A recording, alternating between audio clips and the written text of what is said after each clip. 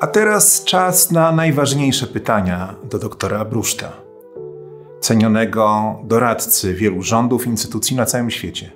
Jaka będzie przyszłość?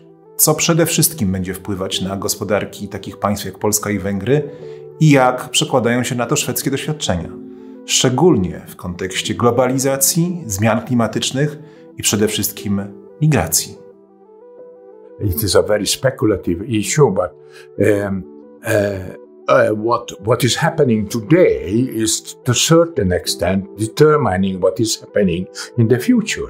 Certain things in the structures of this country, of course, determining what kind of process is possible or not possible. There are a number of factors which are going to influence what is happening in the future. Political factors, of course, will be very, very important. But in all these three countries, somehow politics has been kept somewhat separate from economics. And I am not talking so much about the economy, which is actually generated by the state or is used by the state, which is, of course, totally depending on the political structures.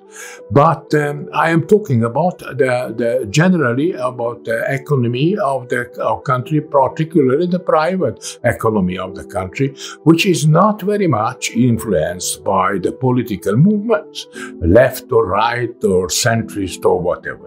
I believe that what is going to happen in the economy is that we, of course, going to be influenced still by the continued globalization, even if there is a opposition against globalization in many countries, and particularly in such a country as Sweden, there are certain forces which are very, very strong and will keep the globalization and the global economy alive and very, very influential to all these three economies. So we are going to see more of the international trade, more of the international influence in the economy of these countries.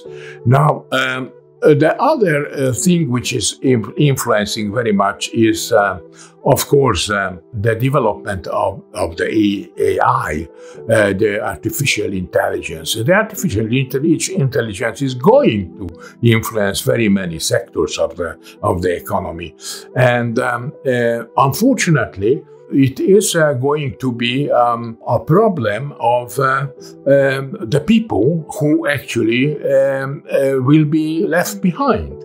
So we are going to experience a larger amount of unemployment and a bigger dependence of people on the different kind of contribution by the community and the state. I don't think it's a very healthy development.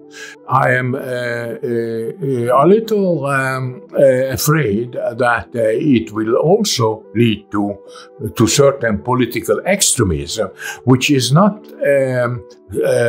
going to maybe influence too much of the economy, but would influence people's life and even the everyday life of the people if we get extreme political pressure.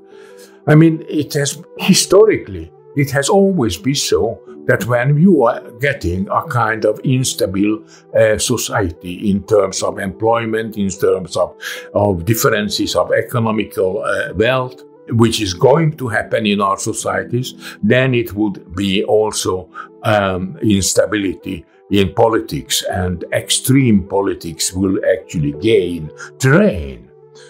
And this has been already seen, of course, in Hungary, in Poland, and in Sweden as well.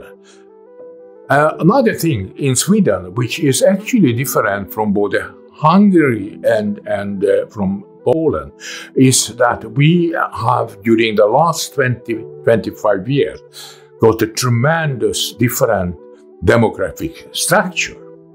The demographic structure in Sweden has changed so much that a few percentage of the non-Swedish inhabitants of the country is now up to 25 to 30%. Now, the definition can be varied, which are Swedes or not Swedes. But according to the Swedish statistics, a person who is actually born outside of the country, or if both of the parents are born outside of the country, is actually counted as a non-Swedish. And these are actually a very large number. Now, it is not a big problem.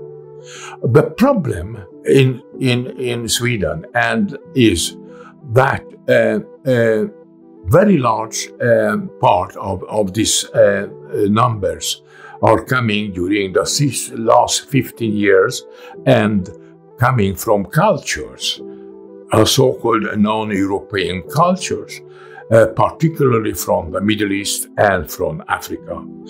Now, this means that they are also bringing a completely different habits, completely different behaviors, and unfortunately, the earlier policy of Sweden has been a kind of idea of multiculturalism. Multiculturalism meant that cultures of very different kind could actually exist together in a harmony, in a society side by side. That is not anymore the possibility.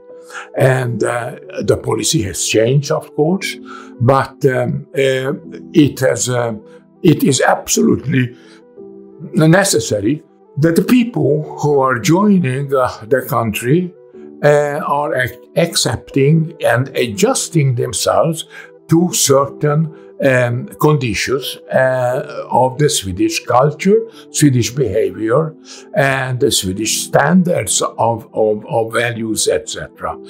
If it is not happening, we get a very diversified society with a very difficult type of behavior and problems, which we have today in Sweden. And this is actually going to influence how Sweden is going to develop in the future. One has to also see another side of the immigration. In a country as Sweden, is almost a necessity. Why?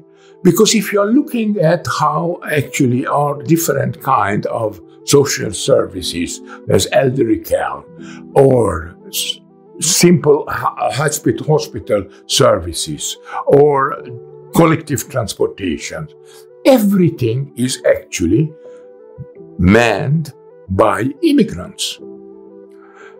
Sweden would not work, would not function as a country if we didn't have our immigrants. This is very simple. So both sides are very important to actually handle, and we are not very good in handling this kind of discrepancies and problems. There are a number of different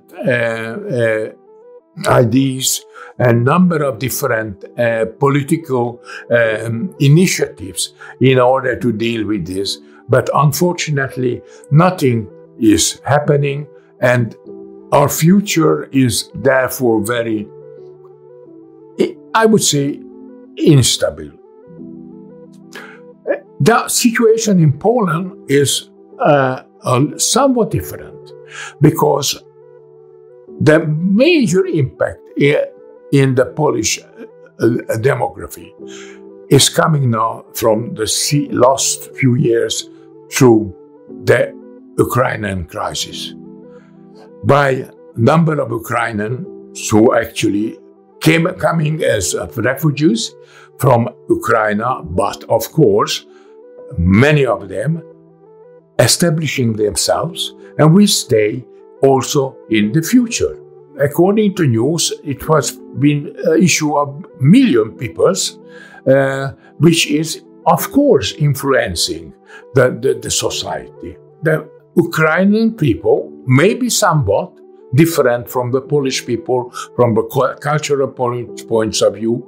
But in many ways also there are similarities between Ukrainian people and the Polish people. There are the similarities in religion, there are the similarities of history, there are other things which actually making that a little easier to handle this kind of problems from cultural and economical point of view. And I think that Poland is, to some extent, is in the same situation as Sweden, as more and more people is needed who actually taking up different kind of services which a Polish numbers are not actually can provide.